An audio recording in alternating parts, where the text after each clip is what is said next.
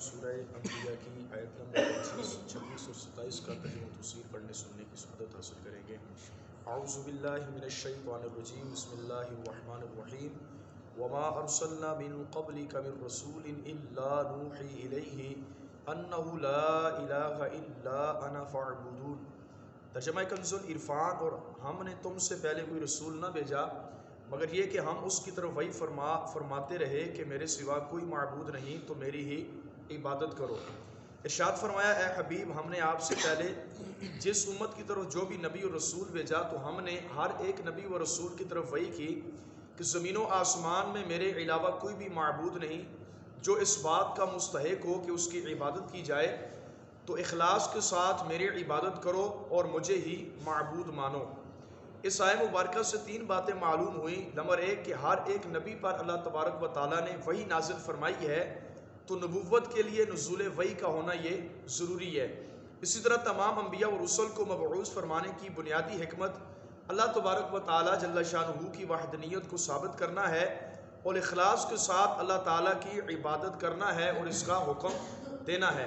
اسی طرح ایک بات یہ معلوم ہوئی کہ تمام انبیاء کرام عقائد کے اندر متفق تھے اور اعمال کے اندر اور شریعتوں کے اندر فرق تھا، یعنی ہر نبی کا عقیدہ یہی تھا کہ لا الہ الا اللہ، ہر ایک نبی نے اسی کی دعوت دی ہے، اور شریعتیں ہر نبی کی مختلف تھیں۔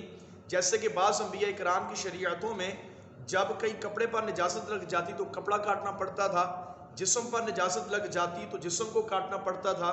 اسی طرح ان کی عبادت کرنے کی ایک جگہ مخصوص ہوا کرتی تھی۔ شریعتیں ہر نبی کی مختلف تھیں اور عقیدہ تمام کے تمام نبیوں کا ایک تھا، یعنی کسی نبی کے دین کے اندر شرک جائز نہیں تھا۔ البتہ سجدہ تعظیمی بعض انبیاء کرام کی شریعتوں میں جائز تھا، جیسا کہ بعض لوگ بعض نبیوں کو سجدہ کرتے تھے، لیکن ہمارے آقا علیہ الصلوۃ والسلام کی شریعت کے اندر سجدہ تعظیمی بھی حرام ہے۔ پیارے آقا علیہ السلام نے فرمایا اگر میری شریعت کے اندر سجدہ تعظیمی جائز ہوتا تو میں عورتوں کو حکم دیتا کہ وہ اپنے خامدوں یعنی اپنے شوہروں کو سجدہ کریں۔ تو سجدہ تعظیمی ہمارے آقا علیہ السلام کی شریعت میں حرام ہے۔ سجدہ تعظیمی نہ تو نبی پاک کے روزے کو کیا جائے گا، سجدہ تعظیمی نہ تو کسی ولی کی قبر کو کیا جائے گا، اور سجدہ تعظیمی نہ کسی پیر کو کیا جائے گا، نہ ہی کسی عالم کو کیا جائے گا۔ سجدہ تعظیمی ہمارے آقا علیہ السلام کی شریعت میں مطلقاً حرام ہے، ناجائز ہے، اور سجدہ عبادت سمجھ کر کوئی کرے گا تو وہ مشرک ہو جائے گا، یعنی کسی ولی کی قبر کو کوئی عبادت سمجھ کے سجدہ کرے گا تو وہ مشرک ہو جائے گا۔ اسی طرح ہم خانہ کعبہ کی طرف رخ کر کے نماز پڑھتے ہیں، اگر خانہ کعبہ کو خدا سمجھ کر اس کی طرف کوئی سجدہ کرے گا تو وہ بھی مشرک ہو جائے گا۔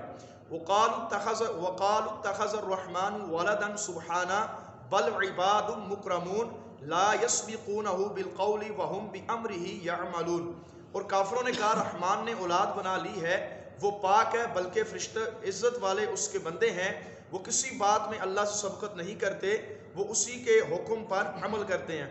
ارشاد فرمایا کہ بعض مشرکین نے یہ عقیدہ بنائے رکھا تھا کہ نعوذ باللہ فرشتے اللہ تبارک و تعالیٰ کی بیٹیاں ہیں، تو ارشاد فرمایا اللہ تبارک و تعالیٰ اس بات سے پاک ہے کہ اس کی کوئی اولاد ہو۔ اللہ تبارک و تعالیٰ اولاد سے پاک ہے، نہ وہ کسی سے جنا گیا اور نہ اس سے کوئی جنا گیا۔ اور فرمایا فرشتے اللہ تبارک و تعالیٰ کے عزت والے بندے ہیں جو ہر وقت اللہ تبارک و تعالیٰ کی تسبیحات و تحلیلات بیان کرتے رہتے ہیں اور اللہ تبارک و تعالیٰ کے حکم پر سبقت نہیں کرتے۔ جس بات کا حکم ان کو بارگاہ الہی سے ملتا ہے یہ اسی بات پر عمل کرتے ہیں، اور فرشتے اللہ تبارک و تعالیٰ کی معصوم مخلوق ہیں، یہ اللہ تبارک و تعالیٰ کی اولاد نہیں ہیں۔ اللہ کریم جل شانہ کی بارگاہ میں دعا ہے ہم نے جو کچھ پڑھا سنا اس کو دوسرے مسلمانوں تک پہنچانے کی توفیق نصیب فرمائے، آمین بجاہ نبی الکریم صلی اللہ علیہ وسلم۔